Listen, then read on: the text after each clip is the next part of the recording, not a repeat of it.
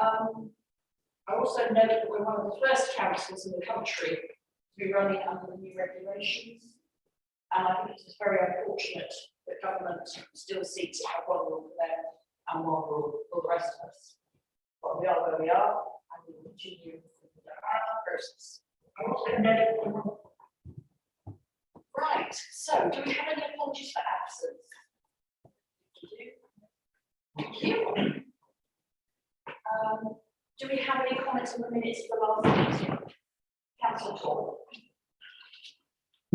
Thank you, Madam Chair. Oh, okay, sounded a bit loud. Yeah, thank you. During the last meeting, item 59 in the notes, page 2, we agreed to the Norfolk Strategic Planning Framework with the subject to include an improved agreement in relation to service about water drainage. I took that to the next meeting of the group, and they didn't like the wording. The chairman was prepared to shut it down there. I suggested more alternative wording, and again, the chairman wasn't prepared to discuss it. So we were not able to move it further forward. I have confirmed with officers that our new plan would actually be stronger than would be out of the strategic framework. And so I would recommend that we still sign up to this with the opportunity to revisit this on the next review of the framework. But our plan sits above this framework and is actually the authority. This is just an agreement. So just to let members know that that's what happened when we tried to do that. So I'm quite disappointed we weren't able to get some sort of discussion. However, I think we're safe in assuring people that we have some strong policies towards the treatment. Thank you. Thank you very much. Apologies, I haven't got the microphone what I have now. Did anyone else wish to speak on the minutes? In which case, do I have a proposal? Oh, sorry, Councillor Seward. Yes, there was just a typo on page 5, paragraphs 3 to anything about it.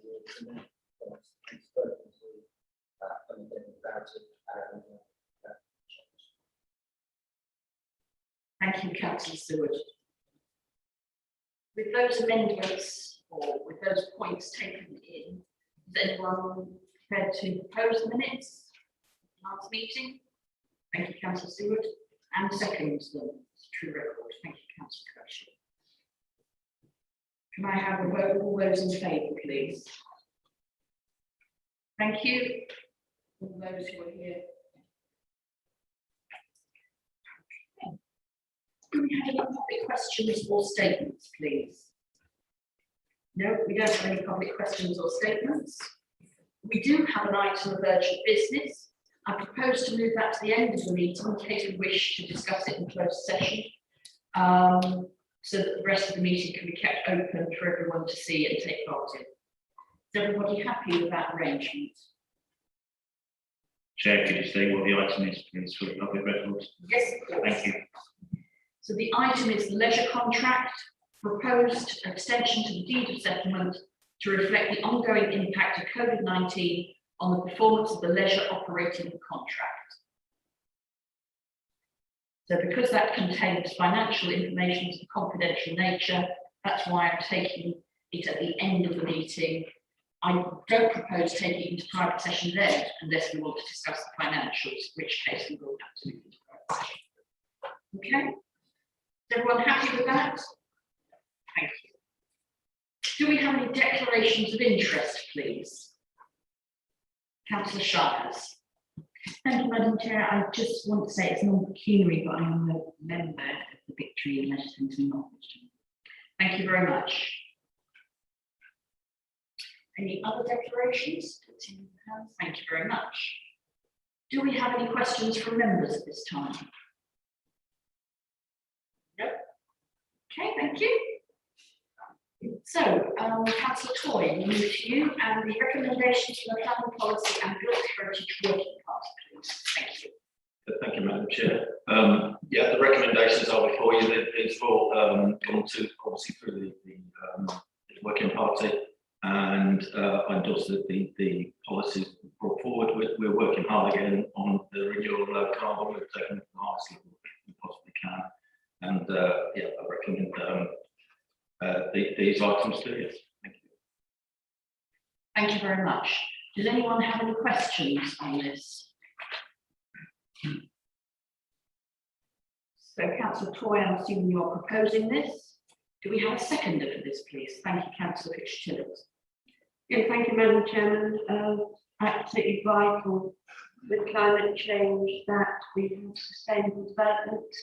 So we need to be removing plastics as much as we can, and also emphasising the need for renewable and low carbon energy. I'm more than happy to second this.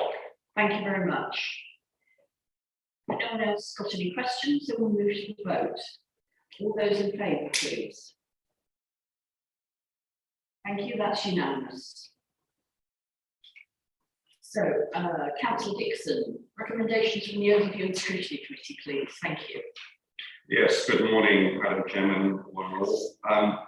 There are two recommendations from our last meeting.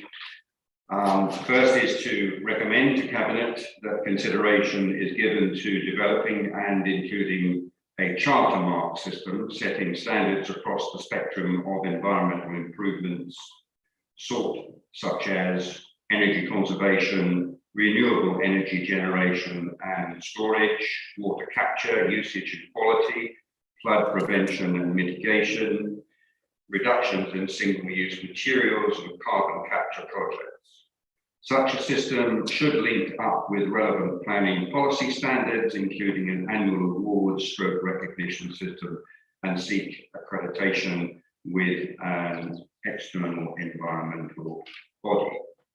And the second recommendation in relation to the Environmental Charter is to recommend to Cabinet that consideration is given to increasing the educational and public engagement opportunities to promote active commitment to the Charter and the wider climate change agenda.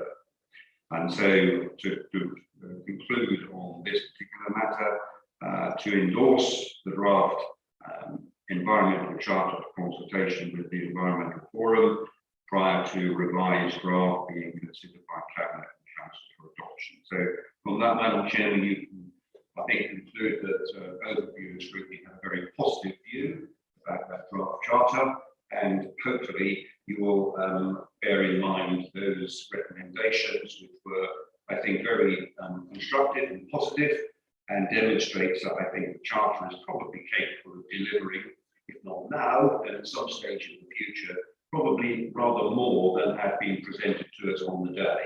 So I hope you'll take those into account. Whilst I'm on my feet, so to speak, it would be, I think, remiss of me if I didn't mention some disappointment that you don't have the revised equality and diversity policy on your agenda today. And can you tell us when you will be considering it? Thank you, Councillor Dixon. Yes, we will be considering it at the next meeting. The officers have clearly been very busy with elections and with other matters in the run-up to this meeting. So we will be bringing that forward at the next meeting. You can expect to see that. Councillor Lloyd, would you like to comment on the reports from Overview and Scrutiny? Just to say, Madam Chair, that we welcome the feedback from Scrutiny. I think the charter mark system is a lot of work that won't lower the carbon footprint.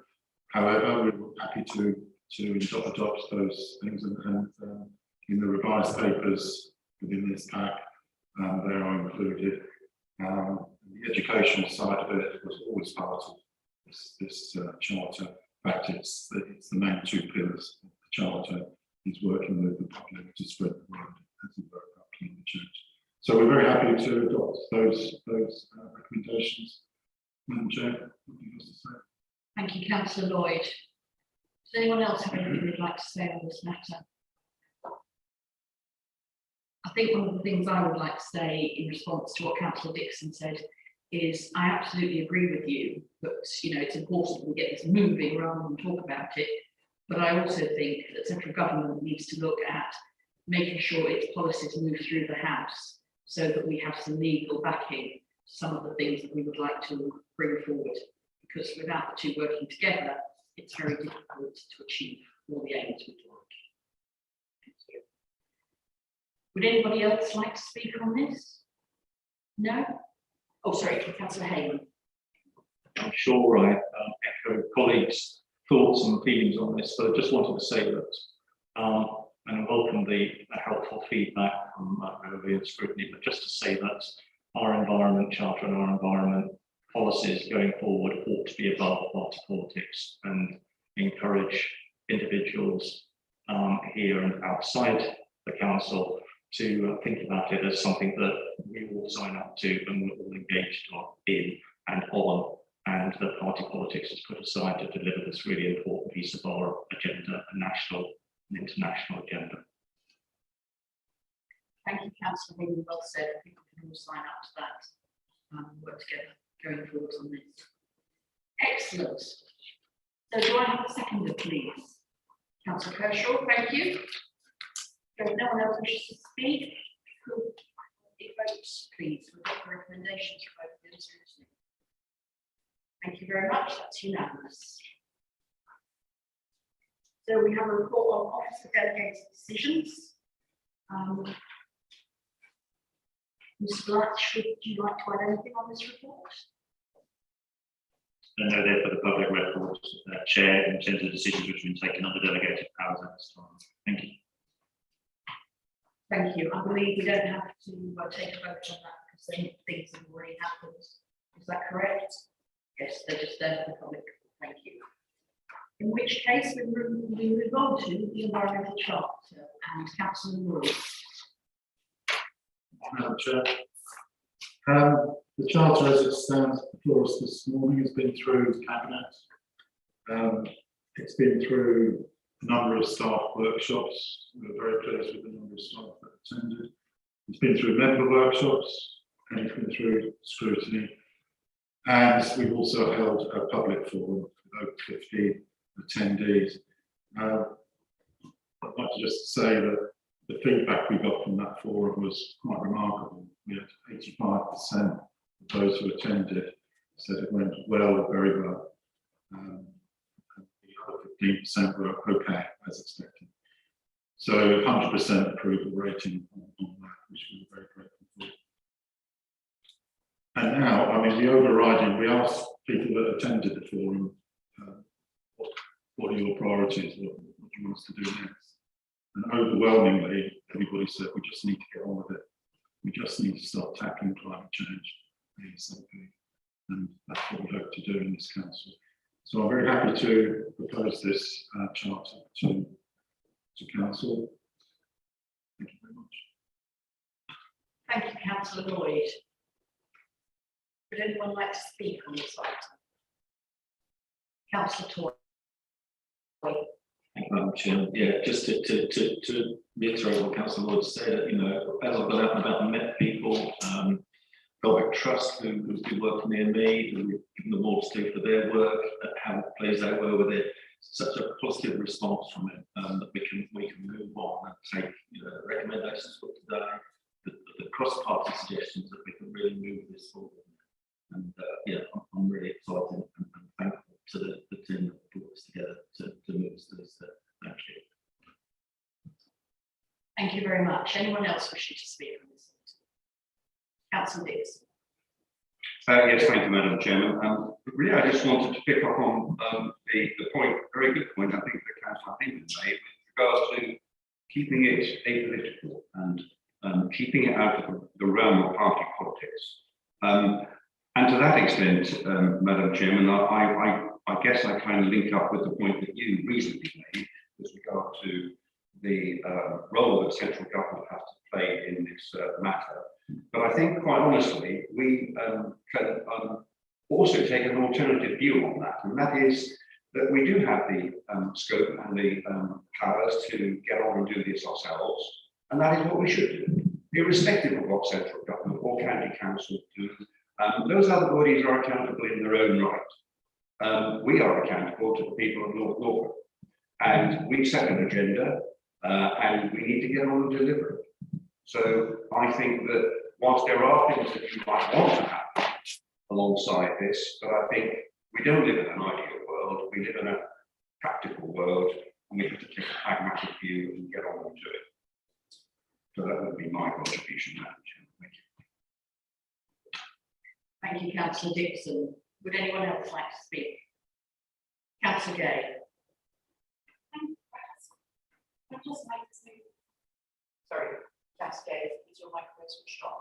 as far as I'm aware, Is that better? Yes, much better. Okay, thank you. I just would like to say that throughout the world, it is often local government has led on this, but in the United States, throughout the Trump years, it was state governments that led on this.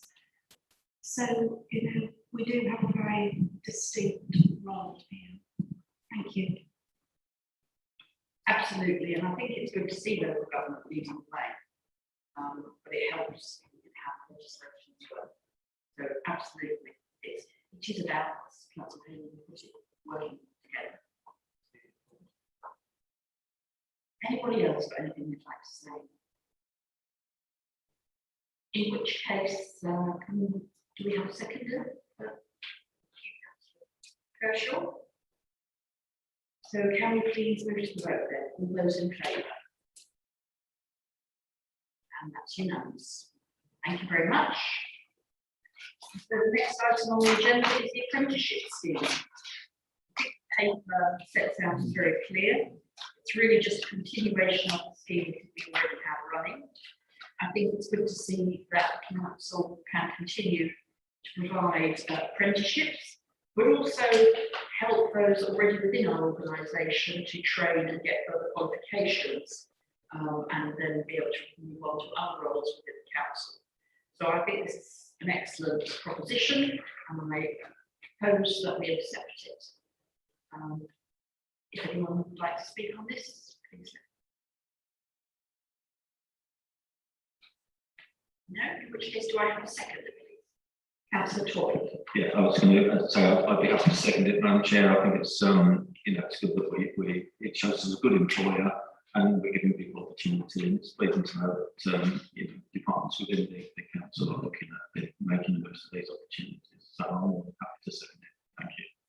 Yeah, I think it's good to see that lots of other departments within the council have said that if we are able to bring this forward, they can also consider taking apprentices. And I think that has to be to the good of the council. So, help the jobs. Excellent. So, you're all happy to second that? So, I've proposed you a seconder. Can we move to the vote, please? Thank you. That is again unanimous. So, as I said before, we now move back to the item of urgent business, which is the leisure contract and the proposed extension to the deed of settlement to reflect the ongoing impact of COVID-19 on the performance of the leisure operating contract. Can I just remind members that providing we do not go into territory of discussing figures, then this can be conducted in open session. But if we want to discuss numbers at any time, due to their commercial nature, we will have to move into private session. I propose to move forward in open session if everyone's happy with that. Okay, so Councillor Gay, would you like to present this item? Thank you, Madam Chairman. I do thoroughly recommend this report to you today. I believe that we should extend the deed of settlement. I believe that it has served us well in the last year. The evidence for that is here. And it certainly follows the guidance laid down in central government's planning policy notices. In conclusion, though, I would like to express my thanks to Steve Haynes and before him to Rob Young for the very careful attention that they have given to this matter. So thank you, Madam Chairman. I believe that Cabinet should extend the settlement with everyone active based on proposed figures for the financial year 2021-2022.